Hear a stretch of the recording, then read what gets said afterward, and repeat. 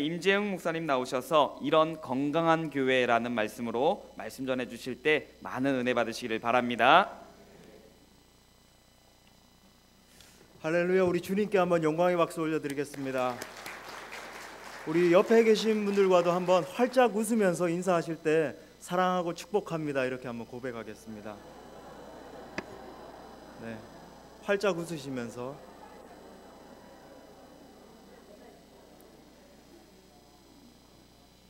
네, 오늘은 이런 건강한 교회라는 제목으로 말씀을 나누도록 하겠습니다.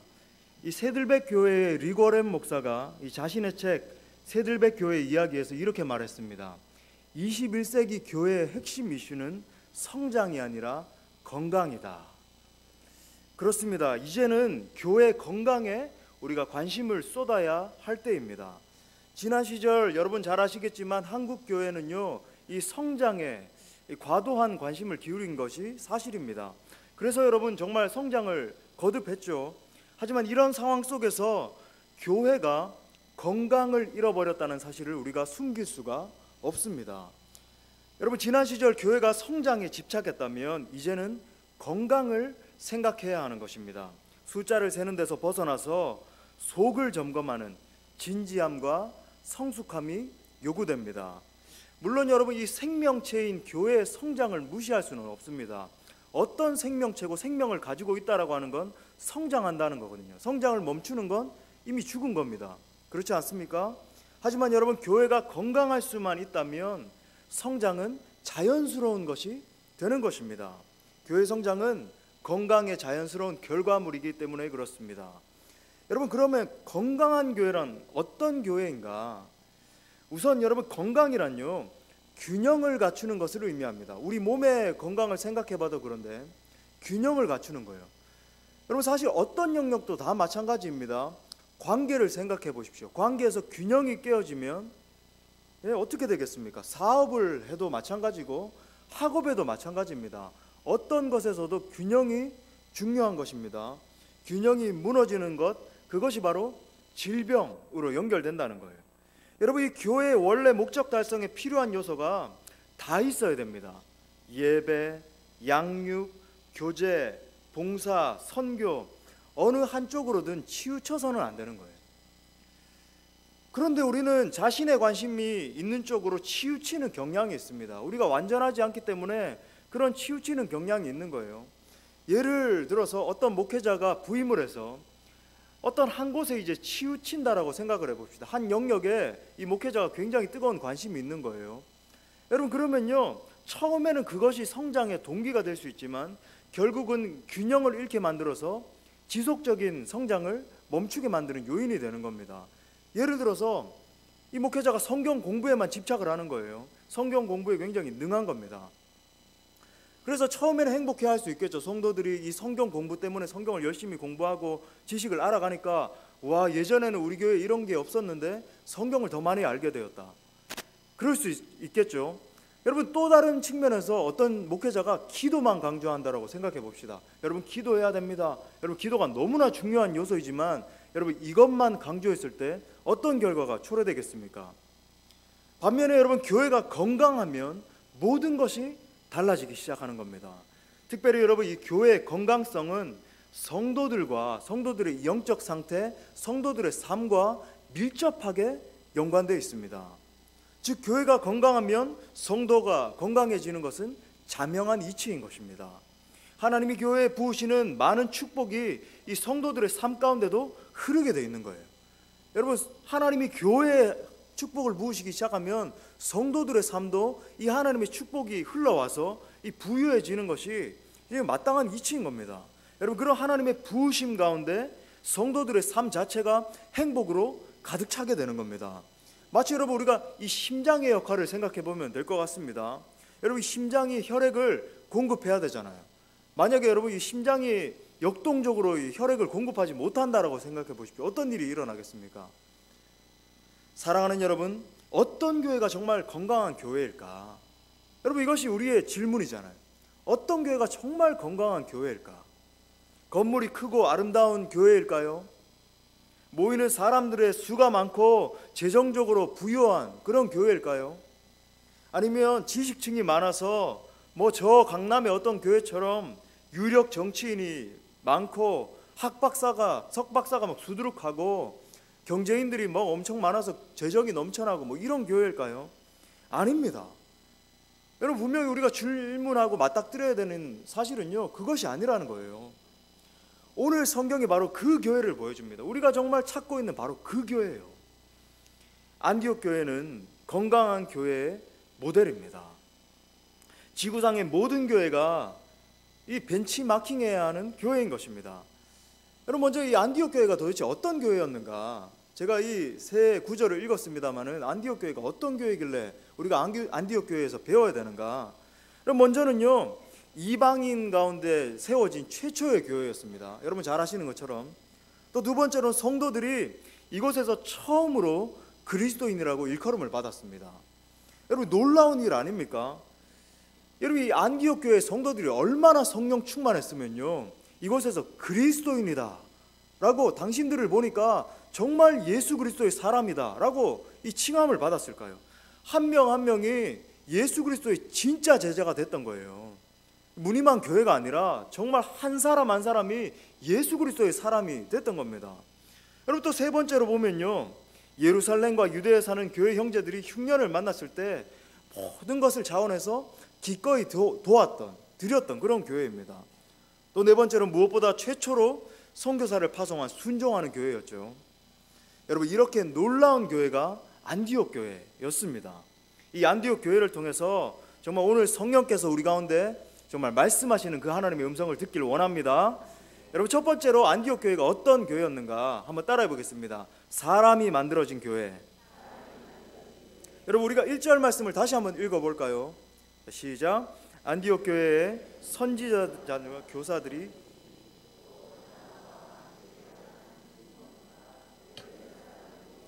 분봉한 헤롯의 젖동생 마나엔과 및 사울이라. 여러분, 우선은요, 다양한 계층의 사람들이 모여 있다는 것을 우리가 알 수 있습니다. 실제 여러분, 이 각기 인종과 출신과 신분과 학력에 있어서 많은 차이가 있다는 것을 우리가 느낄 수가 있죠.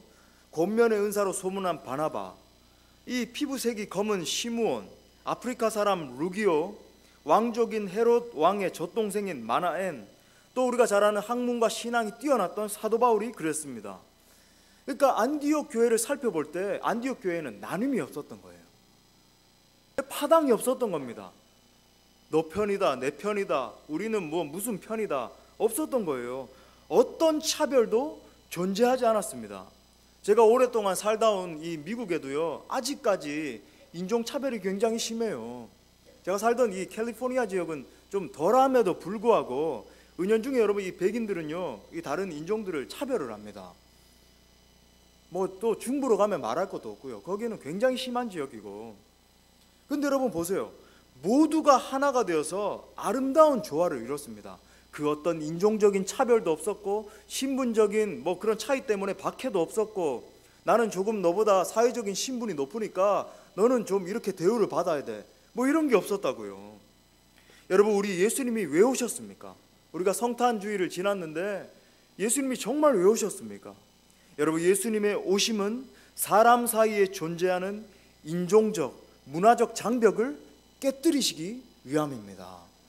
여러분, 정말 우리가 특히 주목해야 하는 것은요, 선지자와 교사라고 하는 부분이에요. 탁월한 지도자와 더불어서 훈련된 평신도 지도자들이 준비되어 있었다는 겁니다. 여러분, 우리가 이 사실에 주목해야 됩니다. 사람이 중요해요. 여러분, 사람이 정말 중요한 겁니다. 여러분, 우리가 하나님 중심으로 예배하고 하나님을 섬기는 공동체이지만은 여러분, 교회는 사람이 중요합니다. 특별히 이 훈련되고 준비된 사람이 필요한 거예요. 짐 그레암 목사님은요, 잠자는 거인을 깨운다라는 책에서 이 사람들을 영적 거인으로 묘사하고 있습니다.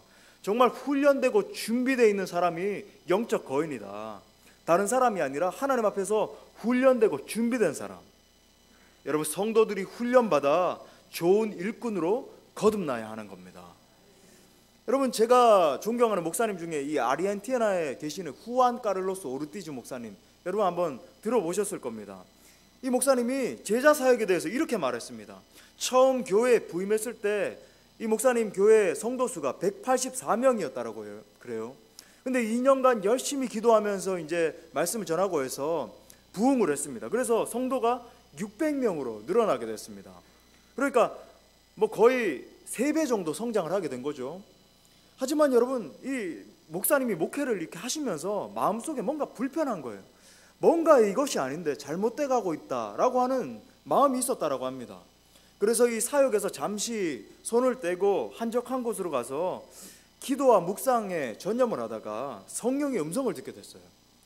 주님이 이렇게 말씀하시더라는 거예요. 너는 마치 코카콜라 회사가 콜라를 파는 것과 똑같은 방식으로, 이 리더스 다이제스트사가 잡지를 파는 것과 똑같은 방법으로 복음을 전하고 있어. 너는 신학교에서 배운 모든 술수를 쓰고 있다. 도대체 너가 전하는 일들 가운데 나의 손길을 찾아보겠느냐 라고 하는 이 주님의 음성을 듣게 된 거예요. 그리고 계속 말씀하시기를, 너희 교회는 자라나고 있지 않다. 내 생각에 내가 교인 수를 200명에서 600명으로 늘렸다라고 해서 자라고 있다고 생각하는 모양인데, 그것은 자라는 것이 아니라 살쪄가는 것이다. 여러분, 위대한 이 중국 선교사님 허드슨 테일러 선교사님이 이렇게 말했습니다. 아무리 훌륭한 신앙인이라도 훈련을 받지 않으면 쓸모가 없다. 여러분, 이 허드슨 테일러 선교사님이 얼마나 탁월한 선교사님이었습니까? 중국에서요, 이 허드슨 테일러 선교사님 일화를 여러분 한 번씩 꼭 읽어보셨으면 좋겠어요. 중국 내지 선교회를 세우시고 놀라운 이 초기 중국 사역을 감당하셨지 않습니까? 근데 어느 날 한 사람이 물었습니다. 선교사님, 정말 이렇게 기적과 같은 사역을 이루어내셨는데 그 사역의 비결이 무엇입니까? 테일러 선교사님이 이렇게 말한 거예요. 하나님의 방법은 사람입니다. 하나님의 방법은 사람입니다. 여러분, 그러니까 다른 것이 아니라 어떤 초자연적인 역사, 물론 그런 것이 필요하겠죠. 그것이 아니라 옆에 여러분이 앉아 계신 교우들, 사랑하는 성도들이 한 명 한 명이 바로 하나님의 방법이라고 하는 거예요. 여러분, 우리 옆에 있는 지체들에게 한번 선포해 볼까요? 당신은 하나님의 방법입니다. 이렇게 선포합시다. 여러분, 어떤 의미에서 많은 무리의 숫자보다, 어떤 군중보다 한 사람의 준비된 제자, 정말 한 사람의 준비된 제자가 중요한 겁니다. 여러분, 예수님의 12제자를 생각해 보십시오. 예수님은 무리보다 제자에 관심을 가지고 계셨습니다. 제자. 예수님은 철저하게 제자를 키우셨죠. 사람을 통해 일하는 방식을 채택하셨던 겁니다. 여러분, 특별히 여러분 이 시대를 상황을 보십시오. 이 시대의 키는 어떤 한 사람의 걸출한 리더, 한 사람의 어떤 리더가 온 교회를 이끌어가는, 물론 그런 것이 필요하겠지만 그런 것이 아닙니다. 여러분, 이 시대의 키는요, 평신도 지도자들입니다. 여러분 한 분 한 분이 예수 그리스도를 사모함으로, 예수 그리스도의 사람으로 거듭나고 예수님의 진정한 제자가 되어서 급기야는 정말 평신도 지도자들로서 온 영역에서, 사회 영역, 회사에 들어가서, 학교에 들어가서 그 사회를 변혁시키는 그런 지도자들이 되는 것이 너무나 중요하다는 거예요. 여러분, 우리가 히딩크 감독 아시잖아요. 정말 아직까지 2002년에 그 감격을 정말 잊지 못하잖아요. 난리가 났었습니다. 막 차에 뛰어 올라가고 얼마나 우리가 광분을 했는지. 여러분, 근데 이 히딩크 감독이 탁월한 지도자였는데 그의 훈련 방법 중에서 독특한 한 가지가 있었습니다. 그건 뭐냐면, 선수 한 명 한 명을 단체로 훈련시키는 것이 아니라 선수 한 명 한 명의 이 역량을 봐서 그 선수 한 명 한 명에게 합당한 훈련 방법을 채택한 거예요. 그래서 스스로 훈련하도록 이 동기부여를 한 겁니다. 한 명 한 명이 탁월한, 내가 지도자고 너는 그냥 어떤 포지션에 있는 거다, 이런 것이 아니라 한 명 한 명이 그 포지션에서 지도력을 발휘하도록 만든 겁니다. 여러분, 한번 따라하겠습니다. 하나님께서 나를 쓰시기를 원한다. 믿으십니까? 하나님이 여러분 한 분 한 분을 정말 쓰시길 원하는 거예요. 여러분, 저와 사역하시게 된다면요, 이 사실 잊으시면 안 됩니다. 임재웅 목사님이 사역하시는 거고 저는 성도입니다. 저는 그냥 적당한 자리에서 그냥 그렇게 하겠습니다. 그것이 아닌 거예요. 여러분, 한 분 한 분이 지도력을 발휘하시면서 정말 평신도 지도자들로서 일어나야 될 줄 믿습니다. 두 번째, 이 안디옥 교회는 어떤 교회였는가? 또 따라해 볼까요? 예배가 살아있는 교회. 제가 2절 말씀 읽어드리겠습니다. 주를 섬겨 금식할 때에 성령이 이르시되 내가 불러 시키는 일을 위하여 바나바와 사울을 따로 세우라 하시니. 여러분, 여기 2절에 보니까 주를 섬겨 금식할 때에 라고 했습니다. 사실 이 한글 성경이 해석을 좀 모호하게 한 것입니다. 물론 여기 나오는 봉사나 섬김의 의미도 함의되어 있는 것이 사실이긴 합니다만은, 여러분, 이 헬라어 본문의 정확한 의미를 ESV 성경에서 이렇게 말합니다. 제가 앞으로 종종 ESV 성경을 인용할 거예요. 왜냐하면 이 ESV 성경이 word by word라고 그러는데, 단어 하나하나를, 헬라어 단어 하나, 히브리어 단어 하나를 직역을 했습니다. 그래서 가장 어떤 합당한 영어 번역이라고 볼 수 있을 것 같아요. 이렇게 말해요. Why they were worshiping the Lord and the fasting. 무슨 말인가? 그들이 주님을 예배하고 금식할 때에 라는 말이에요. 단순히 오늘 본문에 나오는 주를 섬겨 금식할 때가 아니라 주님을 예배하고 금식할 때에 라는 말입니다. 예배를 말해요. 여러분, 공동번역에서도 이렇게 말해요. 주님께 예배 드리고 있을 때에. 또 최근에 나온 이 쉬운 성경을 봐도 이렇게 되어 있습니다. 하루는 그들이 금식하며 예배를 드리고 있는데 성령께서 너희는 바나바와 사울을 따로 세워 내가 두 사람에게 맡긴 특별한 일을 하게 하여라 라고 말씀하셨다. 여러분, 여기서 중요한 영적 통찰이 생깁니다. 장면을 묘사하면 이런 거예요. 그들이 하나님을 예배하고 있습니다. 전심을 다해서 하나님을 예배하고 있는데 그 예배가 범상치 않은 거예요. 예배에 하나님의 영광이 충만한 겁니다. 형식적인 예배, 어떤 습관적인 예배가 아니라 하나님의 임재가 가득한 거예요. 예배 하나님의 임재가 쏟아져서 이 성도들이 막 넘치는 감격 가운데 예배 드리는 겁니다. 찬양을 하면서 눈물이 터지고 심령이 치유되는 역사가 일어나는 거예요. 말씀 가운데 하나님의 음성을 듣고 하나님의 비전을 발견하게 됩니다. 말씀을 듣는데 그냥 듣는 것이 아니라 아유 졸려라, 오늘 목사님 무슨 넥타이를 했네, 뭐 이런 게 아니라 하나님의 비전이 임해서 이 중심이 막 심장이 뛰는 거예요. 내가 정말 일어나야 되겠다. 기도하는 가운데 영적 자유함을 누리고 새롭게 하시는 역사를 경험하는 겁니다. 여러분, 하나님의 임재가 얼마나 강하면 더 주님을 사모하게 되는 거예요. 하나님의 그 임재 때문에 목사가 하나님을 더 사모합시다 이게 아니라 하나님의 영광이 임하니까 견디지를 못하는 거예요. 더 주님을 사모하게 되고 그 사모하는 것의 표현으로 금식까지 하게 된 겁니다. 내 필요가 아니라 하나님을 향한 갈망함으로, 정말 내가 하나님을 더 깊이 경험하기를 원합니다. 주님, 제가 적당한 신앙인의 수준에 머무는 것이 아니라 예배를 드릴 때에 이 순간 정말 하나님의 얼굴 보기를 원합니다. 그 갈망함으로 금식하는 거예요. 그렇게 영광이 충만한 예배를 드리고 있는데 성령께서 말씀하십니다. The Holy Spirit said, 성령께서 말씀하시되, 성령께서 이르시되, 예배 중에 하나님의 영이 임재하셔서 이르시되 라고 직접 말씀하시는 겁니다. 여러분, 이 안디옥 교회는 타성에 젖은 이 생기 없는 예배를 드리는 교회가 아니었습니다. 성경에서 말하는 신령과 진정으로 드리는 예배가 터져 나오는 거예요. 신령과 진정의 예배가 터져 나온 겁니다. 그 예배 속에 하나님의 영이 임재하셨습니다. 그리고 기름 부으시고 말씀하시는 거예요. 각 심령을 새롭게 하시는 예배가 살아있는 교회였던 겁니다. 여러분, 놀라운 것은요, 이런 선순환이 일어났다는 것을 우리가 생각해 볼 수 있습니다. 성령의 임재가 강력한 예배가 막 회복되기 시작한 거예요. 그리고 그러고 나니까 예배를 더 기대하고 사모하게 된 겁니다. 그러니까 그 사모하고 기대함 때문에 금식하는 거죠. 여러분, 금식했다는 건 많은 걸 이야기하는 거예요. 하나님을 향한 갈망함을 이야기하죠. 그러니까 예배 가운데 더 강력한 임재가 일어났습니다. 그러니까 더 사모하고 기대하게 되고 더 무릎 꿇고 기도하고 금식하게 되고 또 더 강력한 하나님의 임재가 있는 예배가 회복되고. 여러분, 이 선순환이 일어난 것이 보이십니까? 무슨 말이죠? 초대교회 성도들은 하나님의 임재가 가득한 예배를 위해서 몸부림쳤다는 말이에요. 몸부림쳤습니다. 사랑하는 여러분, 예배는 참으로 중요합니다. 예배가 중요해요. 그래서 여러분, 예배에 성공해야 됩니다. 여러분, 오늘 이 예배에 나오셔서도요, 그냥 적당하게 예배드리고 그냥 일상으로 돌아가셔서는 안 되는 거예요. 예배에 성공해야 삶 가운데 성공하는 거예요. 예배에 성공해야 내 미래, 내 계획 가운데도 성공하는 겁니다. 예배가 너무 중요한 거예요. 반대로 여러분, 예배에 실패하면 어떻게 됩니까?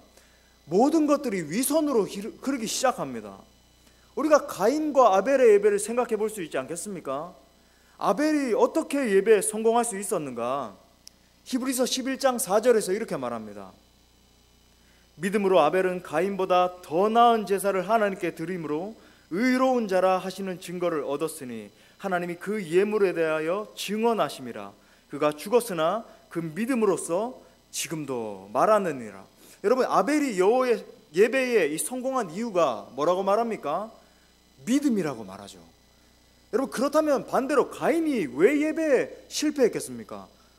믿음이 없었던 거예요. 예배의 대상을 신뢰하지 않았다는 겁니다. 생각해 보십시오. 믿지 않는 대상을 내가 예배한다.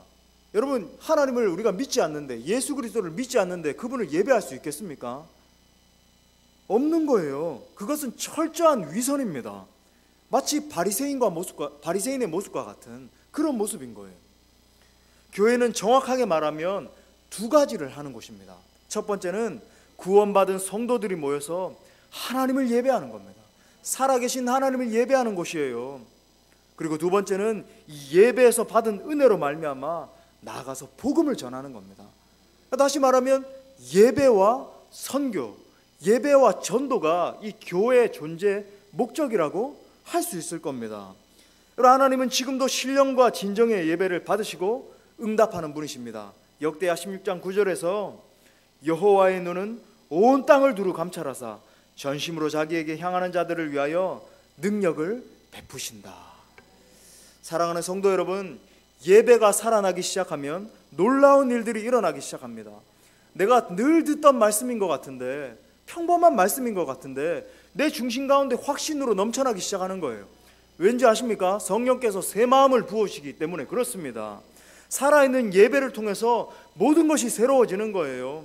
성령의 역사 가운데 성도의 영육이 깨끗함을 덧입습니다. 뿐만 아니라 하나님의 교회가 세움을 입어서 구원받는 자의 수가 날마다 더해지는 거예요. 그 구원받은 자들이 하나님의 역사를 경험하면 변화되는 겁니다. 변화가 일어나는 거예요. 점점 부흥하고 성장하는 겁니다. 여러분, 정말 이건 진리와 같은 건데, 여러분 한 분 한 분이 예배에 성공하시면 여러분 사람이 변하게 돼 있어요. 변하지 않으려고 해도 사람이 변할 수밖에 없습니다. 여러분, 이것은 불변의 진리예요. 한번 생각해 보십시오. 우리가 정말 뜨겁게 주님을 만나서 그리스도인으로 헌신한 사건, 여러분 이거 대부분 예배 가운데 일어난 거 아닙니까? 뭐 수련회 갔던지 부흥회에 참석을 했던지 예배 가운데 이 성령의 역사하심이 강타하는 겁니다. 견딜 수가 없는 거예요. 하나님의 그 임재로 말미암아, 하나님의 그 은혜 때문에 그 감격 가운데 우리가 변화된 것 아니겠습니까? 사실 예배에 성공한다는 것은 기적과 같은 겁니다. 저는 이 평생을 예배 사역을 해오면서 찬양 인도를 하고 예배 인도를 하면서 이런 일들을 너무나 많이 봤습니다. 수많은 사람들이 저에게 달려와서 간증을 했어요. 목사님, 오늘 찬양하는 가운데, 오늘 예배 드리는 가운데 질병이 치유됐습니다. 제가 평생 앓고 있던 위장에 갑자기 어떤 뜨거운 것이 느껴져서 제가 병원에 갔는데 위장병이 치유됐다는 거예요. 목사님, 오늘 예배 드리는 가운데 제가 너무나 이 우울증 가운데 오랜 시간 동안 시달리고 있었는데 하나님이 역사하시기 시작하니까 우울증이 떠나갔다는 거예요. 예배 드리는 가운데 문제가 해결이 되었습니다. 하나님을 예배하는 가운데 제가 정말 지금까지 하나님의 비전을 찾지 못했는데 하나님이 주시는 비전을 발견하게 됐습니다. 그렇게 고백하는 청년들, 젊은이들을 너무나 많이 만나봤어요. 예배 때마다 성령의 역사를 경험하기를 축원합니다. 예배가 살아나면 심령도 살고 이 교회도 변하는 거예요. 건강한 교회는 문제가 없는 교회가 아닙니다. 여러분, 이 세상의 지구상에 문제 없는 교회는 하나도 없는 거예요. 하지만 여러분, 문제가 있지만 문제를 덮을 만한 예배의 은혜, 정말 그 하나님이 주시는 그 은혜가 덮이면요 모든 문제가 떠나가는 겁니다. 사실 저의 최고의 강점은 예배입니다. 하나님이 제게 부어주신 은사, 하나님이 제게 부어주신 그 은혜는요 예배예요. 은혜가 넘치는 예배를 위해서 정말 우리 교회 가운데 예배를 갱신하기를 원합니다. 여러분, 이런 예배를 위해서 형식을 과감히 탈피하고 철저한 준비를 필요로 하는 거예요. 우리가 정말 금식하고 기도하면서 하나님, 우리 예배 가운데 하나님의 임재를 회복시켜 주십시오. 단순히 그냥 왔다가 돌아가는 예배가 아니라 정말 하나님께서 역사하시는 예배, 찬양을 할 때 눈물 콧물이 터지고 우리의 심령에 새로운 역사가 일어나고 예배 가운데 얻은 그 감격 때문에 삶의 자리에서 변화가 일어나는 하나님, 그 역사를 주시옵소서. 우리 수원동북교회에 폭발적인 은혜가 있는 예배가 회복될 줄 믿습니다. 세 번째는 또 따라해 보겠습니다. 뜨겁게 기도하는 교회. 3절 말씀 또 보니까 이에 금식하며 기도하고 두 사람에게 안수하여 보내니라 말했습니다. 여러분, 이 금식이 2절의 금식과 동일한 것인지에 대해서는 학자들이 의견이 분분해요. 근데 대체적으로 2절과 3절은 이 분리되는 것으로 보는 것이, 그런 견해가 지배적입니다. 따라서 여러분, 2절과 3절 사이에는 시간적인 간격이 있었다라고 보는 것이 마땅해요. 그러니까 문맥상으로 볼 때에도 무리가 없습니다. 여러분, 안디옥 교회는 기도하는 교회였습니다. 살아있는 예배를 통해서 깨달은 은혜를 순종하고 실천하기 위해서 한 가지 방법론을 채택했는데 그것이 바로 금식이었다는 거예요. 금식하면서 기도했던 겁니다. 안디옥 교회는 금식과 기도를 교회 운영의 중요한 방식으로 삼았습니다. 제가 지지난주 금요일에도 인용을 해드렸죠. 마가복음 9장 29절에서 이르시되 기도 외에, 그러니까 오늘 표현으로 말하면 금식 외에 다른 것으로는 이런 유가 나갈 수 없느니라 하시니라. 충분한 기도가 임할 때, 충분한 기도가 쌓일 때에 하나님의 능력이 터지는 거예요. 제가 부흥에 대해서 말씀드리면서 말씀드렸잖아요. 그냥 단순히 부흥이 임하는 것이 아니라, 하나님 부흥 주십시오, 오늘 부흥이 임하는 것이 아니라, 기도가 충분히 쌓였을 때, 우리가 금식하면서 하나님, 정말로 하나님의 임재가 필요합니다, 충분한 기도가 쌓였을 때에 하나님의 때가 되면 그 부흥을 부어주시는 겁니다. 그러니까 기도를 끝내고 확신이 임했을 때에 바나바와 바울을 세워서 안수하여서 선교사로 파송을 하는 그 장면이 바로 오늘 장면이에요. 그것이 유명한 제1차 선교 여행이 시작되는 그 지점인 겁니다. 생각해보면 이거 쉽지 않았을 겁니다. 이렇게까지 순종하고 정말 이렇게 두 사람의 지도자를 파송하는 것, 여러분, 두 사람의 철저히 준비된 지도자가 있으면 교회가 그 사람을 붙들어서 좀 더 가르침을 받고 싶고 좀 더 함께 교제하고 싶은 것이 마땅하잖아요. 근데 기도 가운데 그렇게 파송을 한 겁니다. 기도의 중요한 의미가 여기에 있는 거예요. 깨달은 하나님의 말씀을 순종할 구체적인 힘이 기도를 통해서 임한 겁니다. 사람이 여러분 쉽사리 변하지 않는 이유가 말씀이 부족해서 그런 것이 아닙니다. 우리가 얼마나 많은 말씀을 들었어요. 우리가 얼마나 많은 말씀을 공부를 했습니까? 여러분, 말씀이 부족해서가 아니라 기도의 부족 때문에 사람이 변하지 않는 겁니다. 여러분, 예를 들어서 우리가 사랑하라는 말을 얼마나 많이 들었습니까? 서로 사랑하라. 정말 우리 뜨겁게 사랑하기 원합니다. 그렇게 말씀도 많이 들었고 말씀을 많이 읽으셨습니다. 그죠? 그리고 옆에 계신 분들을 볼 때 사랑해야 되겠다 결단도 많이 했습니다. 그런데 이 말씀을 실천하려면요, 엄청난 기도가 필요한 거예요. 내 생각에 도저히 용서할 수 없을 것 같은 사람이 있습니다. 여러분, 그렇습니까?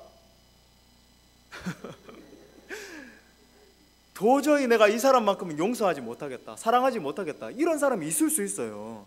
인간적인 결단으로는 불가능합니다. 내가 정말 오늘 말씀을 들었으니까 주님, 제가 이 사람을 용서하겠습니다. 오늘 가서 전화통을 들고 용서하는, 내가 정말 먼저 잘못했습니다 하겠습니다.